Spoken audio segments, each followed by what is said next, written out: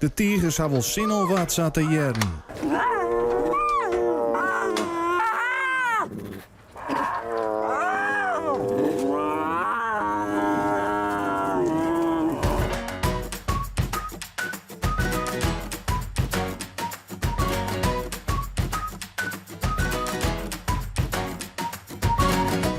Het is een koude wintermorgen en we rinnen het mij met Jorn. Hij is beste verzwarger en zult de roppige tigers voor je. Het bovenste stukje is alleen voor de man. Alles wat daaronder ligt is voor de vrouw en haar kinderen.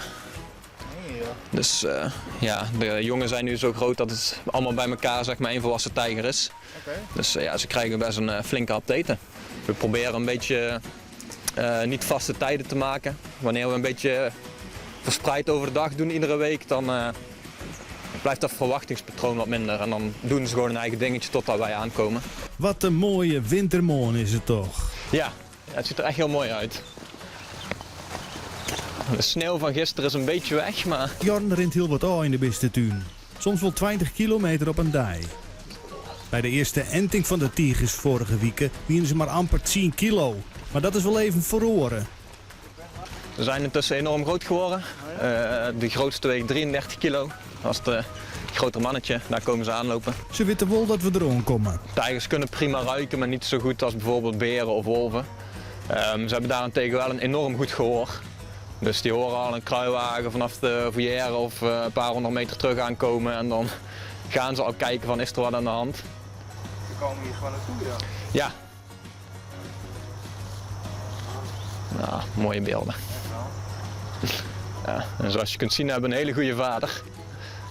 Niet alle tijgers die staan naartoe dat ze zo met hem spelen of blijven daar heel erg in de buurt. Maar Vadim is wel echt, ja, dat ze zo in zijn reet bijten en doen. Dan sluit ik ze zo meteen even dat luik dicht. Sluit ik ze straks allemaal apart, dan sluit ik ze binnen. Dan kunnen we buiten aan de slag. Oh. Dus de mest en de botten en zo opruimen. Verblijf controleren, stel er is een breuk of een wat dan ook in de stroomdraad of in het gaas, dan moeten we dat ook even constateren en wat dan doen. Ja, eigenlijk gewoon het dagelijkse dingetje. Voornamelijk de schoonmaak.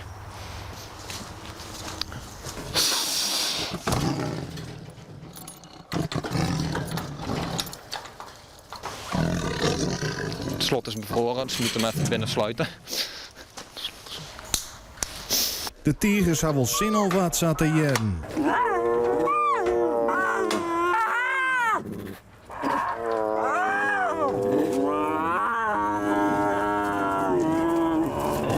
Vanwege het winterwaar maakt Jorn de slotten wel even onttijen.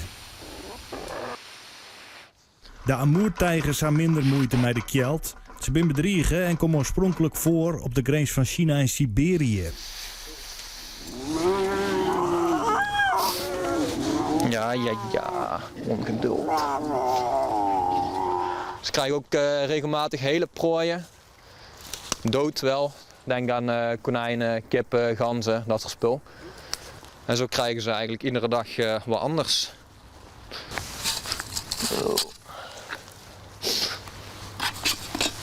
Nou, hier kun je precies een tijgerafdruk zien. Nou, hij heeft hij straks gelegen. Ik ben hier helemaal in Leeuwarden terechtgekomen. Je hoort het wellicht al, maar ik kom niet uit Friesland van origine, ik kom uit Limburg. Maar als dierverzorger heb je vaak niet altijd de banen voor het uitzoeken. Dus bij mij in de buurt was niet echt een vacature open.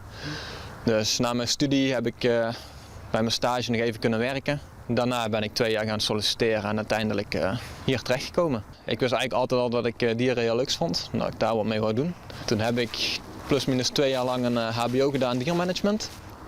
Dat was stages gelopen, maar uiteindelijk vond ik het ook eigenlijk niet zo heel leuk, want dat is voornamelijk kantoorwerk en ik vond het fysieke werk wel leuker. Uiteindelijk een diermanagement op het mbo 4 gedaan, ook natuurlijk diergericht, vooral dieren tuingericht en daarna dus hier terechtgekomen. Mijn moeder zegt nog af en toe van kom je nog niet naar huis, vind je nog goed daar? En ik vind het natuurlijk helemaal prima daar. Dus, mijn moeder en mijn vader die missen me af en toe, maar voor de rest kom ik regelmatig thuis en kom ik regelmatig hier. Dus zo is het nog wel te doen.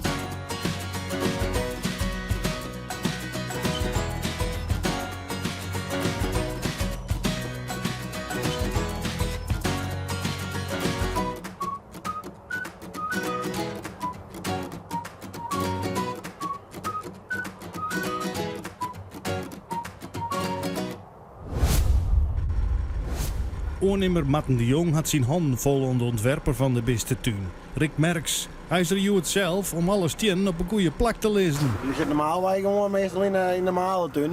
Ja. En in de houtbouw natuurlijk, maar dit is de eerste keer dat wij in de dierentuin komen. Ja. Nou, leuk. Ja. Dat is heel wat nice.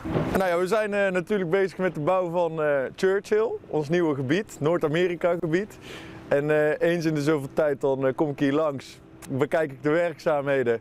En dan probeer ik even mee te kijken met onder andere in dit geval het aanleggen van de rotsen. De ijsberengebieden die zijn in 2016 al gerealiseerd, maar die hebben we geïntegreerd in Churchill als totaalgebied. Als je rotsen neerlegt en ze liggen zomaar op het maaiveld, dat kan eigenlijk alleen als je een rots optilt en op het maaiveld legt. Terwijl in de natuur is er natuurlijk niemand die rotsen optilt en op maaivelden legt. Dus het is altijd goed om met zo'n kraanmachinist samen eens te kijken. En die rots eigenlijk een soort een mooi plekje in een heuvel te geven. Alsof de natuur zelf die rots daar naartoe heeft gebracht. Ik heb een ontwerp gemaakt natuurlijk. Met hoofdzakelijk een landschapsontwerp.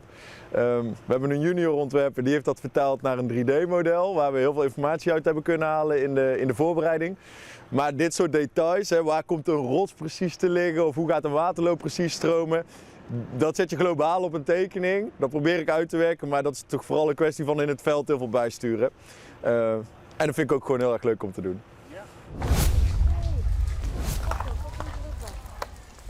Van Zimmer doet het paringsseizoen voor de zeehonden weer, leidt Lars een beetje uit de groep.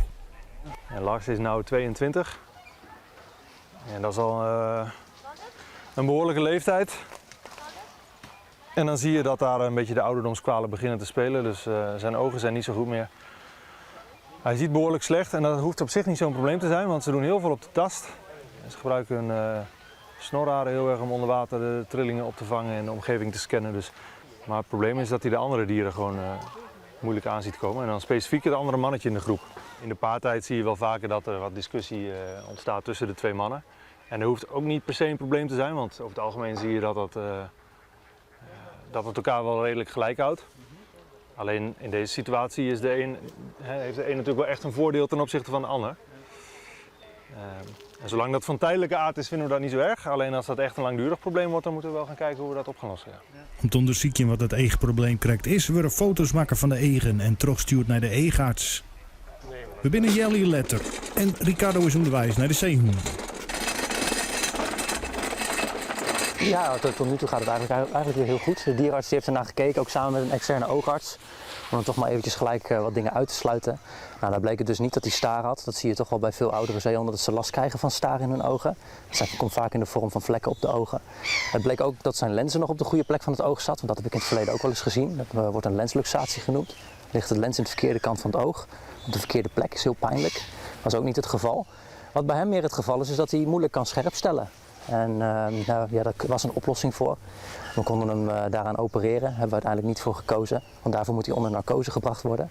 En dat is toch best wel een groot risico met zeehonden. Omdat ze daar vanwege de lage ademhaling die ze eigenlijk hebben en het hoog vetpercentage, kunnen ze heel erg, het bestaat in ieder geval een kans dat ze vast kunnen komen te zitten in die narcose. En dat ze dus niet meer wakker worden. En dat risico willen we niet nemen. Hier op de hoek ligt Lars. En de laatste die mee komt doen, dat is Quinn, onze andere man. Die hadden ruzie tijdens de paarperiode. En nu gaat dat inmiddels weer hartstikke goed met die twee. Na je week in de Bistentuin. Nou, de betonmixer is, die had het bij jong. Dus dit had ik hem met die maar maken. Nou ja, de beton wordt hard, dus hij maakt leeg.